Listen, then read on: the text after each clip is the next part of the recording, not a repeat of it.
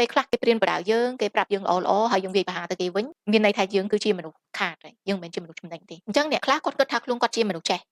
ប៉ុន្តែទង្វើដែលគាត់ធ្វើចេញទៅគឺគាត់អត់ចេះទេជាក់ស្ដែងខ្ញុំឧទាហរណ៍ថាមនុស្សដែលគាត់វាយប្រហារទៅលើអ្វីដែលគេព្យាយាមចែកម្លែកទៅក្នុងសង្គមពាក្យសម្ដីល្អៗគ្រូបង្រៀនដែលគេនិយាយមកល្អមិនថាបុគ្គលនឹងគាត់បរៀនយើងគាត់ធ្វើមិនធ្វើគឺយើងអត់ដឹងទេ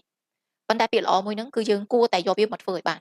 បើគ្រាន់តែអ្នកចេះនៅអ្វីដែលថាល្អហ្នឹងគឺច្រើនណាស់គ្មាននរណាម្នាក់ដែលអត់ដឹងថាការផឹកស្រាធ្វើឲ្យប៉ះពាល់ទេធ្វើឲ្យខួរក្បាលខ្សោយធ្វើឲ្យជីវិតយើងវាអត់ល្អធ្វើឲ្យប៉ះពាល់សុខភាពតែសួរថាសប្តាហ៍ថ្ងៃកន្លែងណាខ្លះដែលអត់ផឹកស្រាច្រើនណាស់បងប្អូនបើប្រៀបជាមួយអ្នកផឹកស្រាហើយនឹងការអានសៀវភៅតិចមែនតើបើប្រៀបជាមួយនឹងអ្នកដែលមើលវីដេអូរបៀបអត់ប្រយោជន៍ហើយនឹងវីដេអូដែលមានប្រយោជន៍គឺខុសគ្នាច្រើនណាស់ជាក់ស្ដែងអ្វីដែលខ្ញុំចង់និយាយចូលរួមនៅថ្ងៃនេះខ្ញុំចង់ប្រាប់បងប្អូនថាมันខ្វះទេអ្នកដែលគេចង់ចូលរួមចែកម្លែកប៉ុន្តែពេលខ្លះគេមើលឃើញថា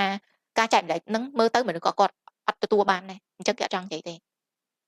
ឃើញថាការនិយាយអួតការសម្ញែងមានភាពតាក់ទាញច្រើនជាងឃើញថាការពាក់សិចស៊ីមានការទទួលចំណាប់អារម្មណ៍ច្រើនជាងឃើញថាមនុស្សចូលចិត្តអ្វីដែលភាពហឺហាឡូយឆាយអួតច្រើនជាងការដែលមនុស្សដាក់ខ្លួនឲ្យទាបធ្វើភាពសាមញ្ញហ្នឹងគឺវាមានតិចការចែកម្លែកចំណេះដឹងឃើញថាវាទទួលបានចំណាប់អារម្មណ៍តិចចឹងហើយធ្វើមនុស្សពេលខ្លះ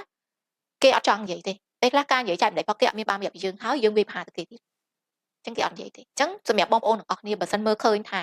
យើងចង់ឲ្យប្រទេសយើងរីកចម្រើនយើងចង់ឲ្យគ្រួសារយើងរីកចម្រើនយើងចង់ឲ្យខ្លួនយើងរីកចម្រើនតើយើងខ្លួនឯងចូលរួមបន្តិចសិន